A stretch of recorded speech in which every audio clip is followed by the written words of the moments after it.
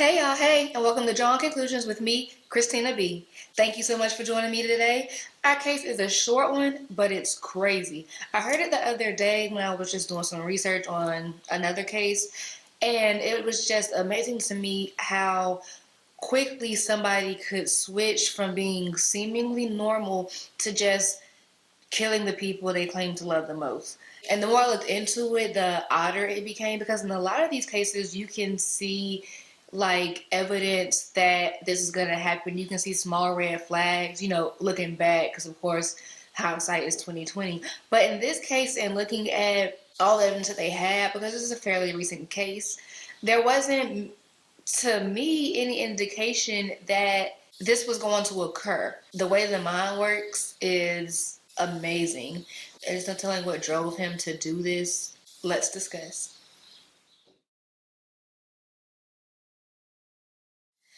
Early one April morning in 2018, Chad Lawhorn woke to a Venmo notification.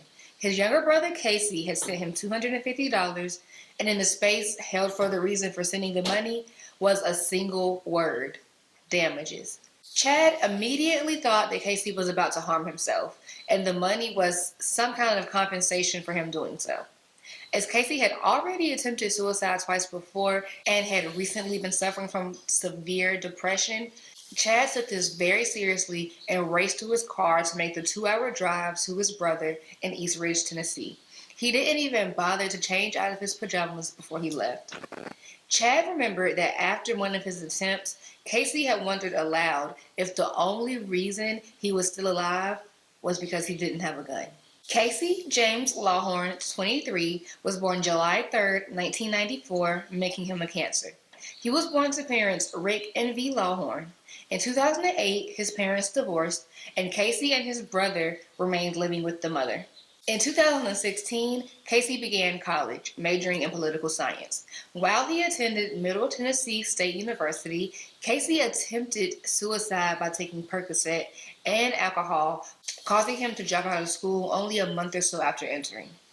A year later, he intentionally tried to overdose on heroin behind a church, but was saved by a police officer that was taking a break. Hours before Chad received this cash transfer, Casey was doing the unthinkable. His friend Avery Gaines was staying over so they could go to a comic book store to play Magic: The Gathering, which is a board game or a card game, I believe, but this is something that they did often.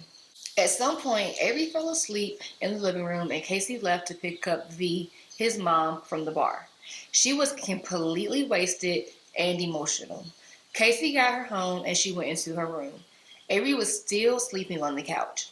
Casey walked up to Avery and stood over him. He pulled out a .22 caliber LR and shot Avery once in the head. He later said that it seemed as if Avery died instantly. He then went to the door of his mother's room, raised the gun, and tried to shoot his mother while she was drunk and disoriented, but the gun jammed. Casey stepped into the hallway to fix the jam and then went back into the room to find his mother comforting the dog who had heard the shot, though she hadn't. Casey again raised the gun and shot twice. He did shoot his mother this time, but only in the arm. He aimed at V again and she screamed. Casey pulled the trigger, but the gun jammed again. She screamed, "You shot me, you've killed me, why?" as Casey quickly unjammed the gun and turned the lights on. He said he turned the lights on to make sure he didn't miss this time. V was just standing there, drunk, stunned, and screaming. Casey shot her twice more. He went back into the living room where he took heroin and money from Avery's pockets. He then called the police and told them what he had done and where it had happened, also telling them that he was going to kill himself next. Casey then got in his car and left. The whole incident took only 4 minutes. While driving, Chad tried to call Casey but found that his phone was off. He then tried calling his mother but received no answer, though he called her over 20 times. When he finally arrived at the home where his mother and brother lived, it was surrounded by crime scene tape, officers, and news crews.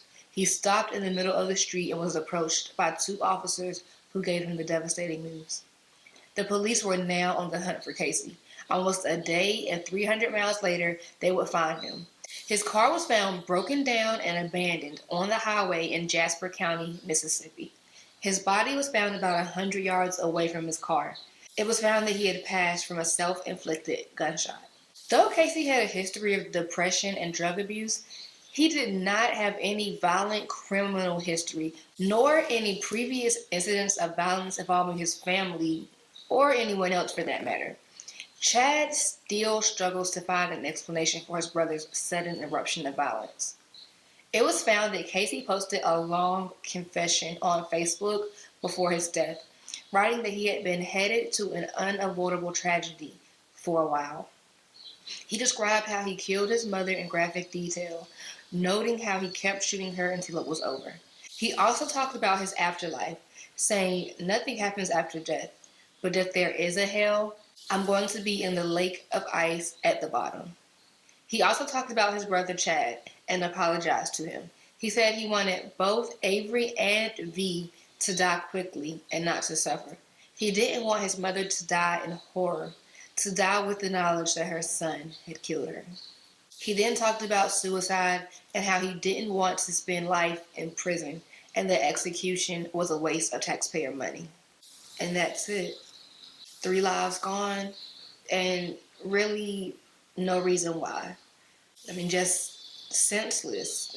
But thank you so much for joining me here today. Thank you, thank you, thank you. Please like, share, subscribe, comment down below. Talk shit if you got to. You know I love you. Be great, be you. I'll see you soon.